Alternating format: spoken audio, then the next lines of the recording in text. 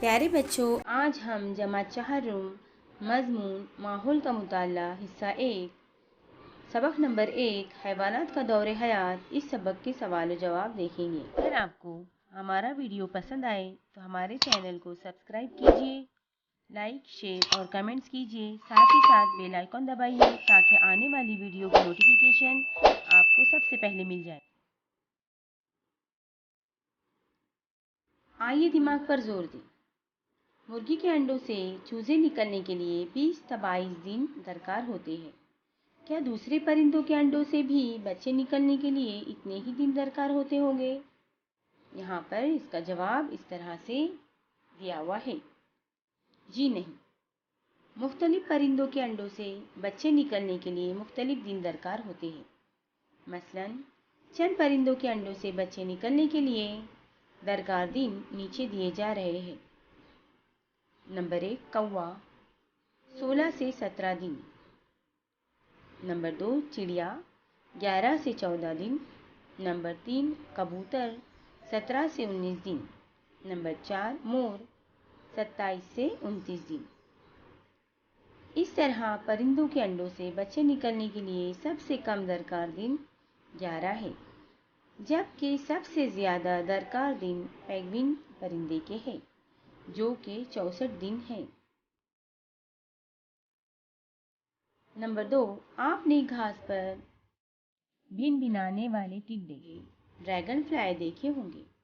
سامنے دی ہوئی شکل میں انڈا، لاروا، پیوپا اور بالغ ٹڈا، ان 4 مرحلوں میں سے اس کا یہ کون سا مرحلہ ہے؟ آپ کو بتانا ہے۔ اس کا جواب ہے، جو ہمیں شکل دکھائی دے رہی ہے، اس کا جواب ہے ٹڈے کا یہ بالغ مرحلہ ہے۔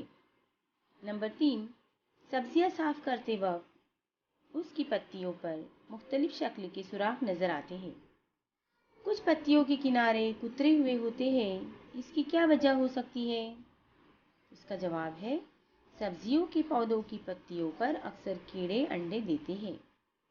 ان انڈوں سے نکلنے والے لاروے ان پتیوں کو تیزی سے کھانے لگتے ہیں، اسی لیے ان پتیوں پر سوراخ نظر آتے ہیں اور ان کے کنارے کترے ہوئے نظر آتے ہیں۔ نمبر 4 سیم یا مٹر کی پھلیاں چھیلتے وقت ان میں سے اکثر چھوٹے ہرے رنگ کے جاندار نظر آتے ہیں۔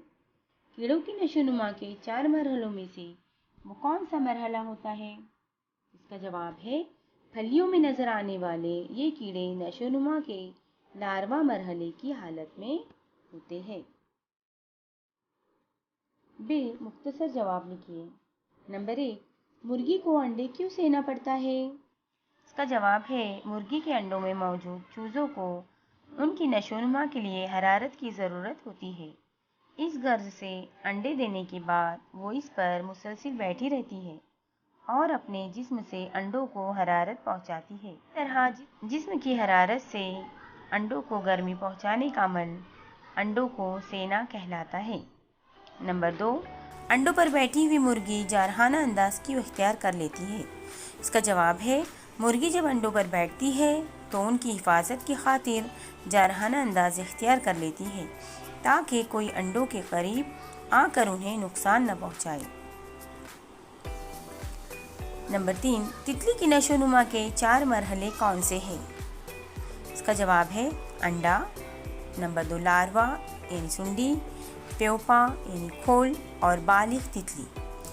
تتلی کی نشو نما کے یہ 4 مرحلے ہیں، انڈا، لاروا، پیوپا اور بالغ تتلی۔ نمبر 4 پیوپا مرحلے میں چترنگی تتلی کے جسم میں کون کون سی تبدیلیاں ہوتی ہیں؟ اس کا جواب ہے، لاروا مرحلے کے بعد چترنگی تتلی اپنے اگلے مرحلے میں داخل ہوتی ہے۔ اس مرحلے کی ابتدا میں سنڈی منہ سے ایک ریشم جیسا لمبا دھاگا نکالتی ہے اور اسے لپیٹ کر اپنے اطراف ایک گلاب بنا لیتی ہے جسے کھول کہتے ہیں۔ نشو نما کا یہ مرحلہ پیوپا کہلاتا ہے۔ 10 تا 12 دن وہ کھول کے اندر رہتی ہے۔ اس حالت میں وہ کچھ نہیں کھاتی۔ کھول کے اندر ہی اس کے جسم میں اہم تبدیلیاں ہوتی رہتی ہیں۔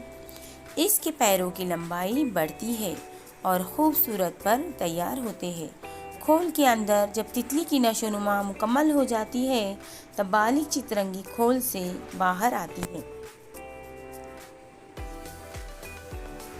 جی، نیچے دیے ہوئے جملے صحیح ہے یا غلط لکھیے۔ نمبر 1، میمنہ انڈے سے باہر آتا ہے۔ اس کا جواب ہے یہ جملہ غلط ہے۔ نمبر 2، چوٹیوں کے انڈے بے حد چھوٹے ہوتے ہیں اس لیے وہ آسانی سے نظر نہیں آتے۔ یہ جملہ صحیح ہے۔